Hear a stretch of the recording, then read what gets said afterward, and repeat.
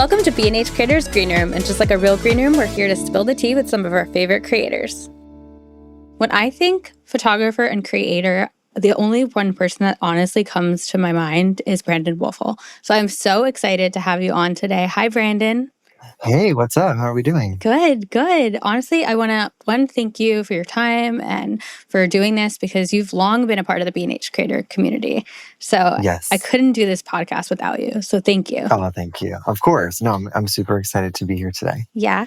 So let's tell the audience, I guess, when we first met, I think it was we did a Nikon activation and you led a workshop last year. Yes. So, I guess I could start with just a little background of me. I am Brandon. I'm 30 years old, and I grew up on Long Island, New York, and now I live in Brooklyn, New York, which is how we got connected because we're both in New York City. And I have a sort of long-term relationship with Nikon, which is really cool. So yeah, we came together back in the fall to host a workshop with two other creators where we each had our own little stations, and people could come through, and we kind of got to teach them a little bit about composition and lighting. And I think there was also some slow-mo tips in there as well. So it was just a super fun night to kick off. I feel like just a year of fun photography for everyone. Yeah. And honestly, that's really what the B&H creator events aim to do, bring that core audience together with education as the backbone of it. So the fact that you were teaching portrait style, and the fact that we had Amari there doing composition, and we had a trampoline, I think, which broke way too early into the evening, but it was supposed to be to get kind of slow motion video clips. Yes, exactly. Yeah. So fun. Thank you again for doing that. And we love the Nikon team. So I think it was a huge hit. Yeah. So take me back to the beginning, because a lot of the listeners are probably early career starting creators, folks who maybe have launched their channels but really are looking for ways to level up and grow. And I don't want to gas you up. That's not the point of this. But you're such the GOAT. Everyone at B&H follows you. I think you're the epitome of how do I take photography and couple it with social media. And I think you kill it every single time. So yeah, how did this start? How did you become a photographer? Yeah. So I always started like this. I photography was sort of the last medium I sort of touched. I was always into art growing up.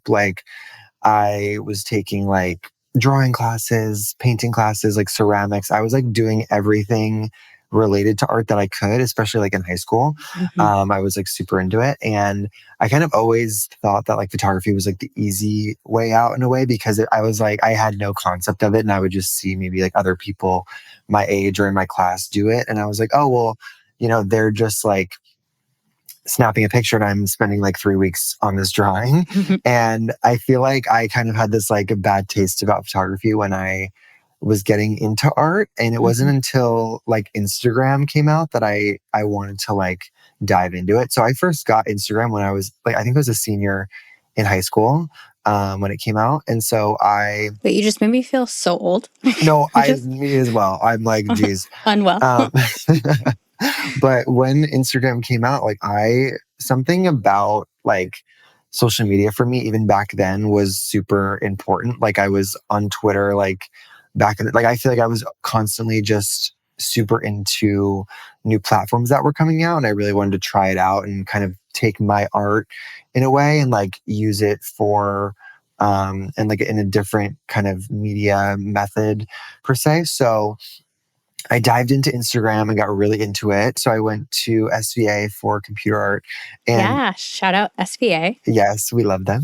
And throughout schooling, I was kind of getting my toes in different types of 2D, 3D media. So I was still doing Instagram, having shoots and having fun with that. But I feel I was also trying to take my schooling seriously. So I would kind of separate the two into almost business and fun and pleasure. I feel I would kind of do photo shoots and have fun with that, but I wouldn't ever really blend the two. I feel they were pretty separate in my brain.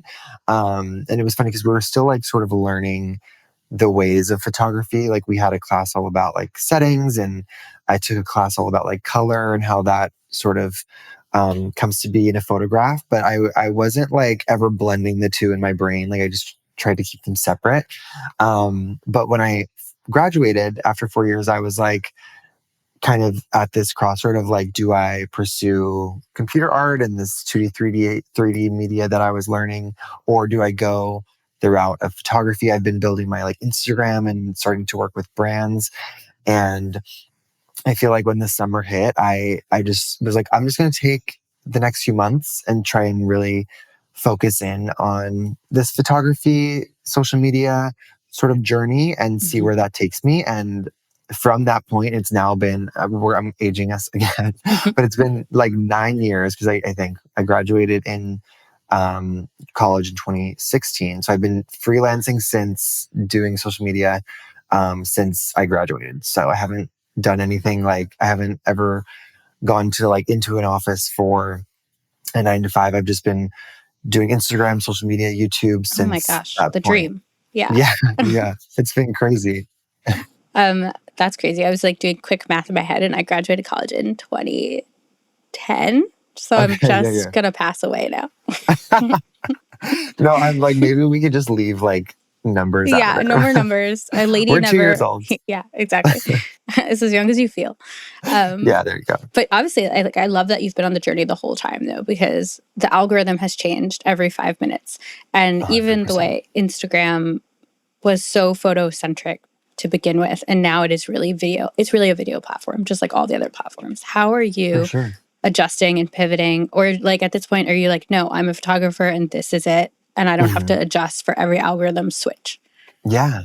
No, it's a great question. I think what's really cool about like Instagram and these social media platforms that are constantly changing, I feel like because I grew up using them, and that's really how I got my start within photography, is like I, without even knowing, will sort of like blend and like kind of flow with the changes without even knowing it. And I feel like that's what really kind of keeps me going and doing this for so long, is because I'm having to like adapt to these platforms. And sometimes I definitely get a little bit stubborn. Like I feel like I was kind of known back in the day for like adding like white borders on my photos for a while. And like I kept those going like a little too long, I feel like.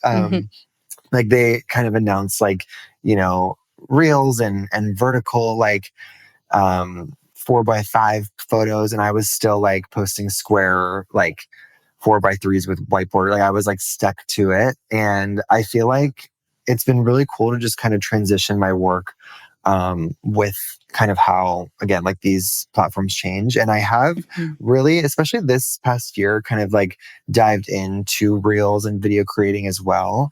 And it's been like super fun to like have that be a part of my process as well. Like I think at first I'm very like, I get very comfortable with how things are. And I kind of almost need that like switch up for me to be able to like change my work in a way.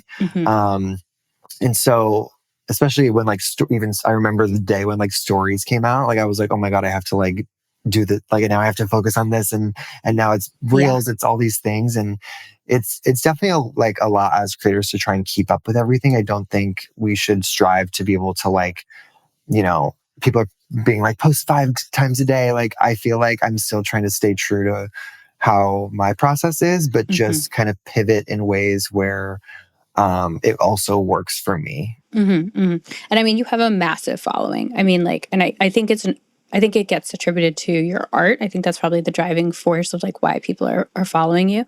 But do you ever get like that pressure of like, well, I need to meet what the community wants, or is the art just what they want, and therefore you can kind of stay true to like whatever's true to you at that stage?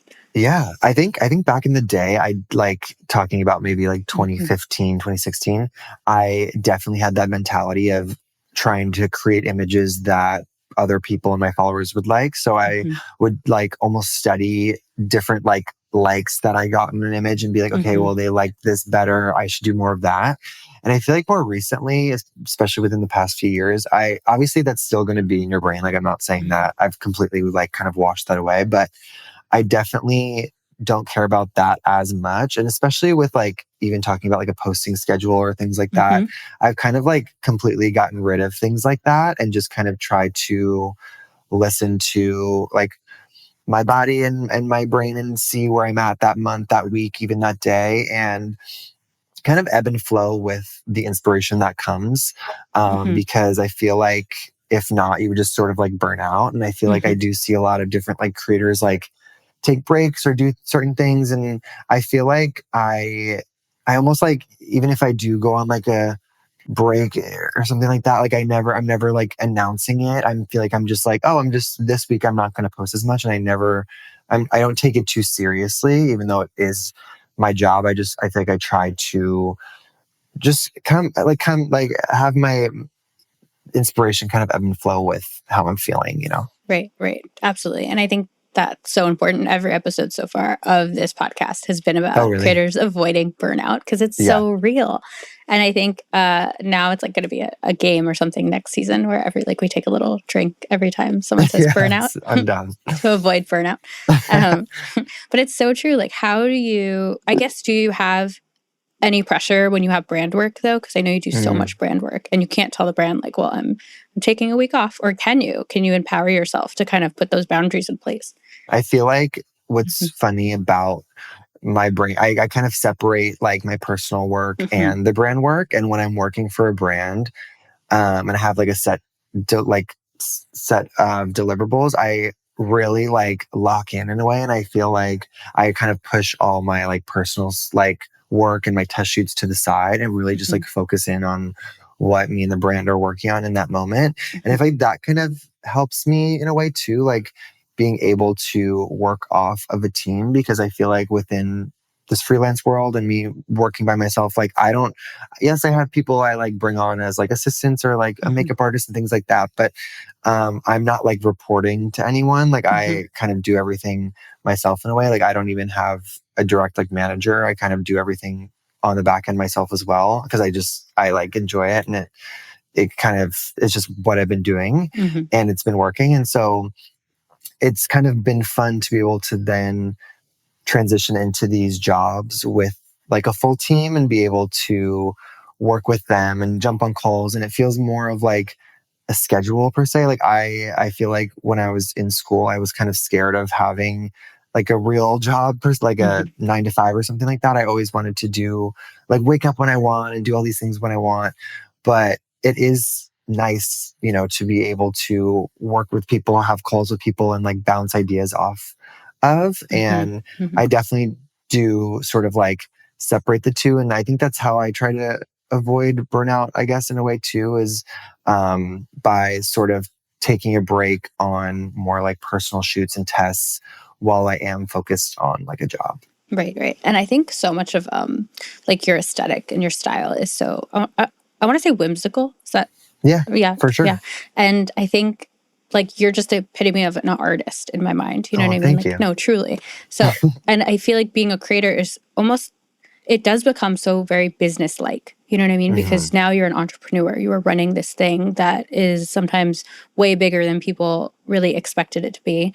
And for sure. Usually I would say like, you know, at what point do you get a team? But like you just said, you don't have a team. So is there like a plan for the next phase, or are you really happy kind of? Yeah. Because I feel like it's going to scale to a point where maybe you do need somebody. Yeah. No, it's funny. I feel like I've kind of like, although I don't have like a set team, I feel like I still have like almost like a community, it feels like, because I kind of have almost like this roster of people I am like coming to or pulling from for certain jobs. So like if, you know, a client does come to me and they're like, oh, like this is our budget, we need you to almost like produce a shoot, like I know like exactly who to call and like what studios to rent. And it feels really nice to be able to have those people that are also down to create with me. But yeah, it is funny because I feel like when it comes down to like almost having maybe like a social team, like the managers of it all, I definitely have had like calls with different like managements and things like that. But I feel like I haven't found anyone or like anything, I guess, that like will rep me as hard as like I can in a way. Cause I feel like I always like, at this point, I know how my schedule is. And so I know where my rates can fall in certain times of the year. And I think I just know myself at this point, like really well, and how I work. And I feel like it would take a lot to be able to like find someone to represent me in a way, I guess, that could almost do it better than me. And I don't want to sound like conceited in a way. I think it's just more of, you know yourself better than other people know you. Yeah, 100%. I'm very similar. And I feel like it's probably an aspect of being a creator too, is like you want to control the product, you want to control the vision behind it. So why not also control the contract or the negotiation or all that other stuff? For sure. Yeah. Have there been things you've learned along the way? Like, I mean, I've worked in corporate for a long time, so I've seen my fair share of contracts. Yeah. But as a creator, the first time you get like a brand deal, is it just like gibberish? Like, how did you navigate that, you know?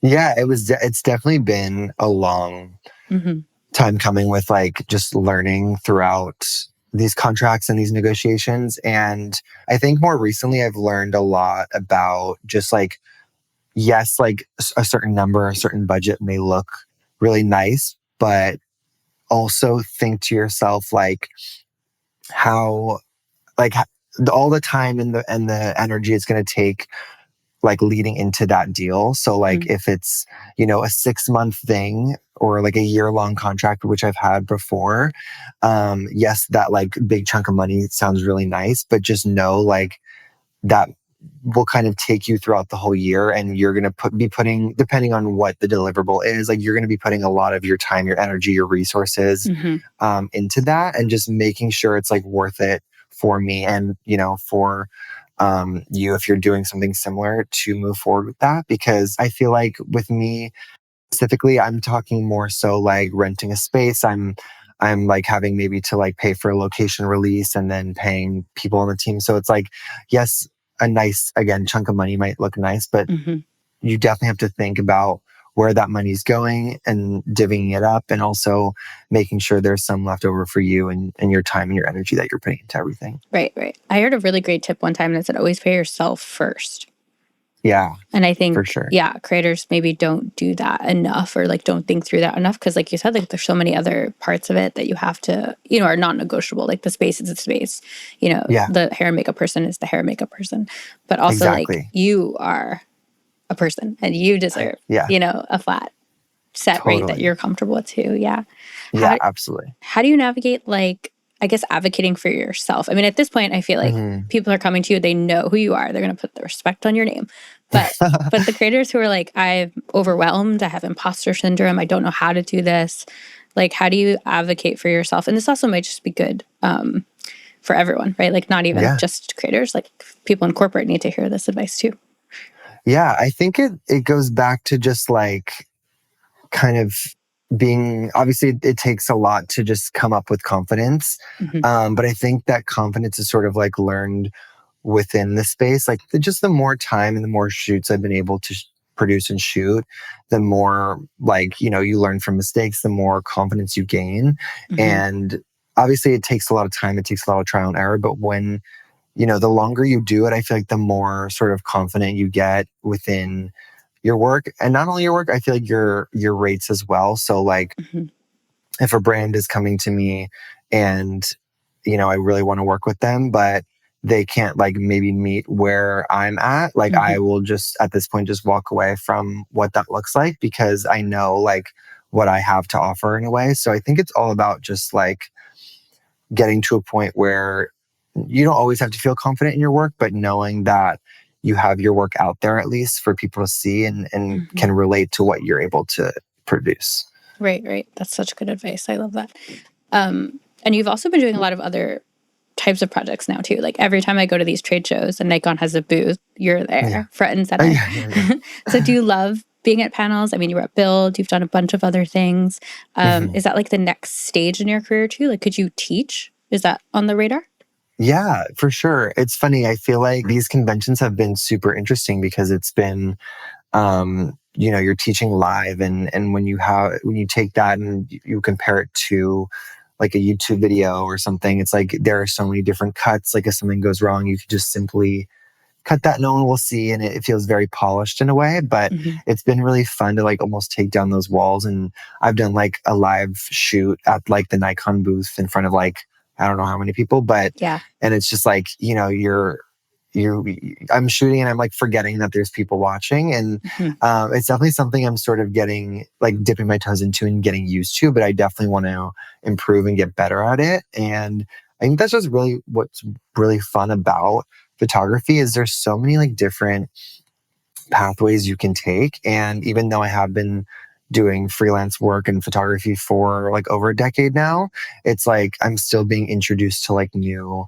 parts of photography and where it can take me. And I'm just trying to like be more open about also saying like yes to certain things. And I feel like public speaking and showing up and showing my work on a giant screen like we did at the Build convention is definitely something I'm still getting used to, but it's been so fun to be able to also just connect with the people who may watch me online, like, and take them and now meeting them in person, like at these conventions. Like, it's been so cool to put like faces to names and also hear just their feedback because I think it just hits different, like in real life, you know? Oh my God, it's so different. And it's such a nice way to, like, it's taking the community out of like, like a forum or like the chat of YouTube and like bringing it in person is such a different, like, just like, I think it re-energizes people too, you know, and kind of creates that like, Absolutely. Oh yeah, I'm doing this for, yes, there are thousands of views or in your case, millions of views, but now it's also like, you know, like I'm actually connecting with someone and I'm seeing maybe like how their photography has changed because you've influenced them. Like that's such a cool, I'm Definitely. Sure. Yeah. So tell me what's coming up. Like obviously like so many things, but anything on the next couple months? Yeah, I think I've really just been like we were talking about like photography education. Like I definitely want to dive into that more. So like I feel like expect me at more like conventions and different like live workshops. And just like trying to offer like what I know to other people because I feel like it's taken me a bit now to get to where I am, and I definitely want to like offer that to anyone who's asking. So definitely a lot of that, and I'm also just trying to like I don't have any like specific things I can say, but like I feel like I'm just trying to also get more into like reels in a way. Like I know that might sound like what's coming up like me making reels, that sounds kind of stupid, but no. It is like something that I've always kind of like shied away from like video, and I am so familiar with photo, and I think opening the door to a different like sort of media and a different process is just like how I want to take photography and this space like moving forward. Like I just want to always sort of make room for things I don't know that well and try and see where I can go with that. Yeah. Yeah. And I feel like it's so easy now too to make videos. I mean, I learned video editing back in the day. You had to use like a proper software. You had to shoot on a real camera. But now like I think short form content has blown up. You can do in app, like within Instagram, you can edit a whole video. So even if a photographer might feel like that maybe is a little bit of like a learning curve, like I think that was true a few years ago. A lot of creator photographers were like, oh, I don't want to do video at all. Because the barrier to entry is harder. And we haven't talked at all about like AI, but obviously like AI is the new frontier, I think, for photographers in general. Is it something you're worried about? Something you're embracing? Is it something you're like, no comment? No, I mean, I'll totally comment.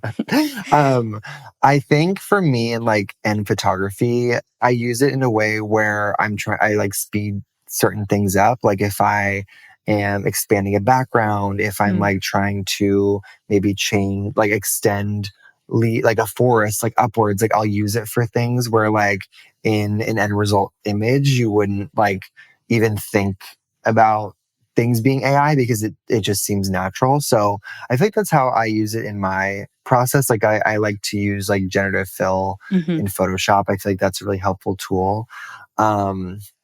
And I just recently went to like a Adobe summit, like, and we talked a lot about AI because I feel like it is so up and coming and it really is like changing the game. And I think as a photographer, I use it in a way of just like aiding my process along in ways where I can save time, especially like in the past. Like I remember when I was shooting with like an old camera that didn't have a lot of megapixels per se, like I would shoot my subject and then I would literally capture like images around my subject and then go into like Photoshop and like manually place them all together like a puzzle and like erase and like just try to make the image bigger and better. And now you can do those things within like a click. And I feel like within this space, like there are certain things you don't have to embrace, but like you could choose to do that. And I feel like for me, I choose to use it in a way where it speeds up my process, but I'm not like completely like taking away the creative aspect.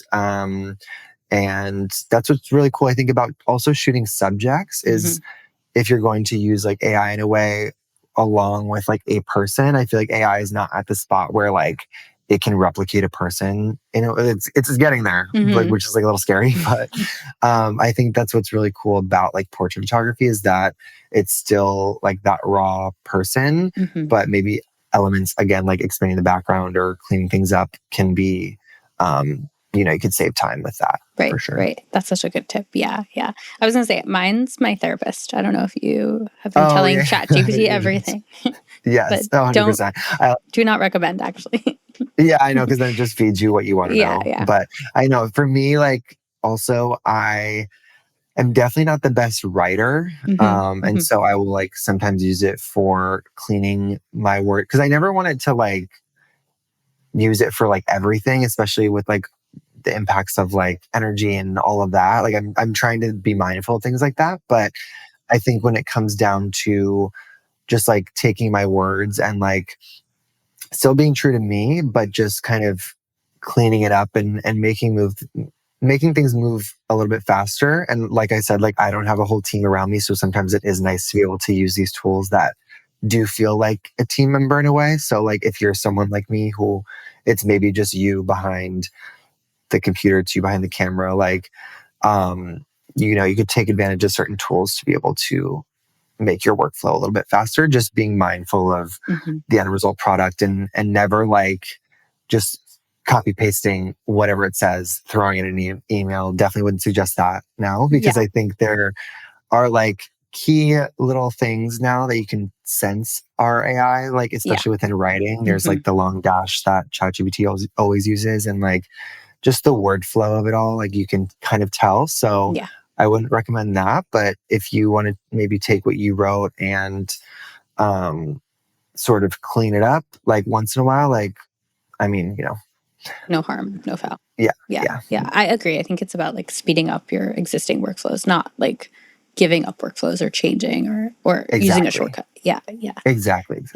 Yeah. Okay, let's play our little hot potato question game that we have with all of our guests. So I'm going to read the previous question that we had from... I'm nervous. I don't know if you know DG Photo. That's his handle.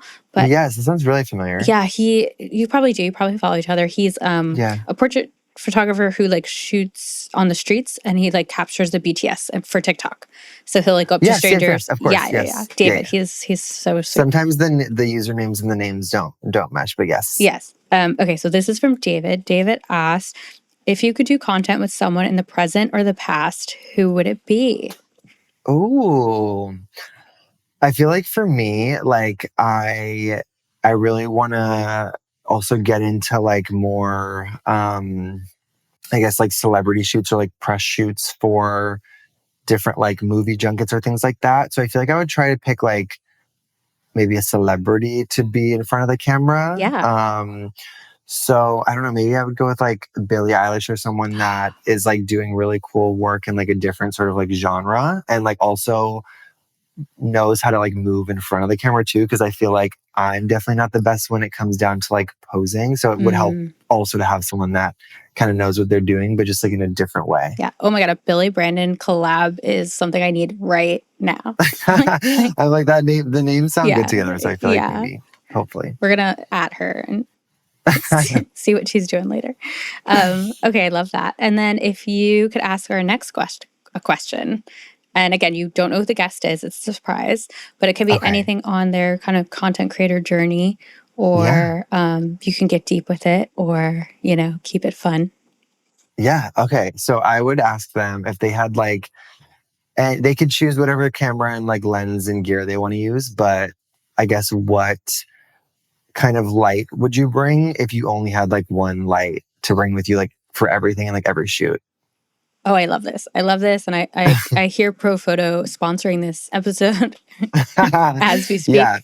It would need to be like universal. Like you would need to be able to like use it anywhere, I guess. Sure. So it would need to be like specific, but I'm very curious as to what maybe someone would say. Okay. And before we wrap up, you have to tell me what your light would be, because we can't let you go on that cliffhanger. Yeah. I think for me, like I would opt for something I'm using literally right now. And that's a ring light, because it feels so like versatile with, especially with like creating content, but also like calls you're taking.